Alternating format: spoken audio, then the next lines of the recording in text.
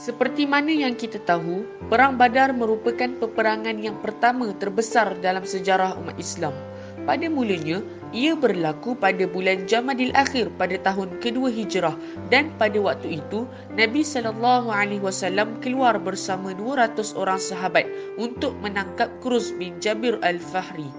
Tetapi, apabila tiba di Safwan, mereka mendapat khabar bahawa Kruz telah mati. Lalu, Rasulullah SAW pulang ke Madinah bersama-sama para sahabatnya. Pada 17 Ramadan, tahun kedua Hijrah, iaitu lebih kurang pada Januari 624 Masihi, Rasulullah SAW telah mengamanahkan Abu Lubabah bin Abil Muzir untuk menjaga Madinah, manakala Mus'ab bin Umair diamanahkan membawa panji-panji tentera Islam. Peperangan ini berlaku kerana Rasulullah SAW dan kaum Muhajirin ingin merampas kembali harta yang ditinggalkan di Mekah yang telah dicuri oleh musyrikin Mekah untuk diperniagakan di Syam. Peperangan ini juga berlaku di antara umat Islam yang telah berhijrah ke Madinah dengan kaum musyrikin Mekah. Peperangan ini sangat menguji keimanan umat Islam, Muhajirin dan Ansar kerana telah berlangsung dalam bulan Ramadan Al-Mubarak. Peperangan ini juga telah menguji keimanan terutamanya bagi kaum Ansar yang baru memeluk Islam pada ketika itu, sama ada mampu beriman kepada Rasulullah atau tidak.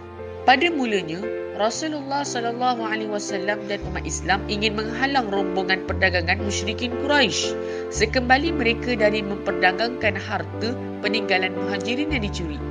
Rasulullah tidak mempunyai sebarang niat untuk menyerang dan berperang, tetapi untuk menghalang rombongan tersebut dan mengambil kembali barangan kepunyaan umat Islam. Ketika Perang Badar, jumlah anggota tentera umat Islam adalah sebanyak 313 orang sahaja dan mereka perlu berdepan dengan tentera kafir Quraisy yang berjumlah 1,000 orang. Sebelum peperangan, Nabi Muhammad SAW telah pun memberikan motivasi kepada askar-askar Islam supaya berhabis baik dan bermati-matian untuk berjihad di jalan Allah, lantas menegakkan kesucian agama Islam yang luhur. Rasulullah SAW dan kaum muslimin pada ketika itu hanya mempunyai 70 ekor unta yang ditunggangi secara bergilir-gilir ke lembah Badar. Sekatan yang dirancang semata-mata untuk merampas kembali harta mereka dan bertukar menjadi peperangan yang dahsyat. Rasulullah SAW dan tentera Islam telah menunggu rombongan Abu Sufyan di lembah Badar selama 8 hari. Semasa peperangan berlaku, Nabi tidak mempunyai sebarang senjata kerana ia telah ditinggalkan di rumahnya. Lalu, Nabi Muhammad SAW mengambil pelepah kurma untuk dijadikan senjata. Dengan pertolongan Allah SWT, umat Islam menang walaupun tidak bersenjata. Taktik peperangan Badar ini adalah cadangan daripada Hubab bin Munzir. Ia mencadangkan supaya bergerak ke hadapan sedikit daripada air mata air lembah Badar dan mencadangkan agar air mata air itu ditimbus untuk menyekat bekalan minuman musuh. Akhirnya, cadangan yang memberangsangkan ini telah memberikan kemenangan yang begitu besar terhadap kaum muslimin. Rombongan Abu Sufyan yang mengetahui bahawa mereka akan diserang dan cuba melarikan diri ke arah lain. Dan peperangan telah meletus dengan hebatnya. Ramai pemimpin tentera musyrikin Mekah telah terbunuh. Antaranya ialah Abu Jahal, iaitu salah seorang musuh utama Nabi sejak kemunculan Islam. Abu Jahal tidak dapat menerima ajaran Islam kerana beliau menganggap ia telah mengganggu amalan yang diperlakukan sejak zaman nenek moyang mereka dan telah memerangi baginda Nabi dengan sekeras-kerasnya.